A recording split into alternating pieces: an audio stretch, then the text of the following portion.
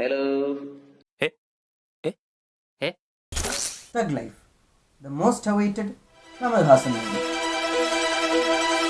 Or Maniratnam movie. Thug Lifeന്റെ first promo ഇറങ്ങിയ ടൈമിൽ ഇതിൻ്റെ ഒരു മേക്കിംഗ് വൈസ് നോക്കുകയാണെന്നുണ്ടെങ്കിൽ that was kind of different. എന്ന് വെച്ചിട്ടുണ്ടെങ്കിൽ ഒരു ഒരു ഒരു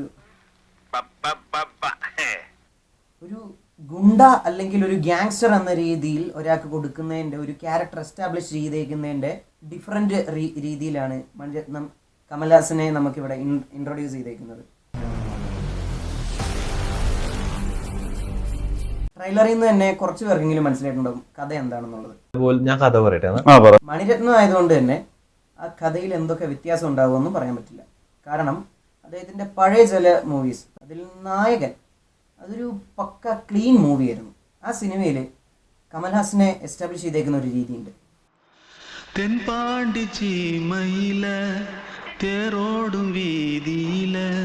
ഹീസ് നോട്ട് എ ഗ്യാങ്സ്റ്റർ, ആ നാട്ടിലെ പാവങ്ങളുടെ കൺകണ്ട ദൈവം.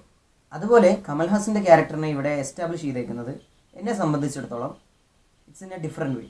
അതുകൊണ്ട് തന്നെ കഥ നമുക്ക് മനസ്സിലായി എന്ന് പറയാമെങ്കിൽ പോലും സ്ക്രിപ്റ്റിൽ അദ്ദേഹം എന്തൊക്കെ വേരിയേഷൻസ് വരുത്തിയിട്ടുണ്ട്. എന്തെങ്കിലും ചെറിയ വേരിയേഷൻ വരുത്തിയാൽ മതി. ഈവൻ അതൊരു കമൽഹാസൻ്റെ പെർഫോമൻസ് ബ്രില്യൻസ് ആണെങ്കിൽ മാത്രം മതി. ചില സിനിമകളിലൊക്കെ കമൽഹാസൻ പെർഫോമൻസ് വെച്ച് മാത്രം ചില മൊമെൻറ്റ്സ് ക്രിയേറ്റ് ചെയ്തിട്ടുണ്ട്.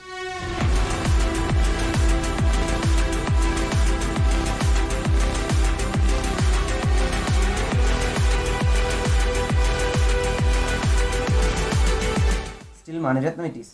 2 examples. KGF chapter 2. History tells us.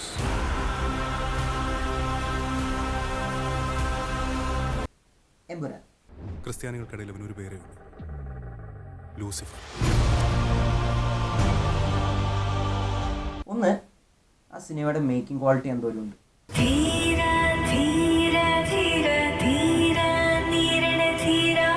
രണ്ട്, ആ സിനിമയിൽ എന്തൊക്കെ നമുക്ക് പ്രതീക്ഷിക്കാം.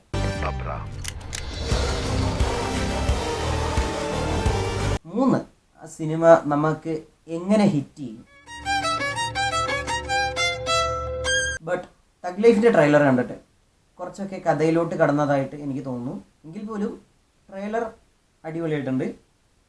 എന്ന് വെച്ചിട്ടുണ്ടെങ്കിൽ മേക്കിംഗ് വൈസ് നോക്കുമ്പോൾ അത് ഒരു അടിപൊളി സാധനമാണ്. അപ്പോൾ വീഡിയോ ഇഷ്ടപ്പെട്ടാൽ ഫോളോ ചെയ്യുക, ലൈക്ക് ചെയ്യുക, ഷെയർ ചെയ്യുക, സപ്പോർട്ട് ചെയ്യുക.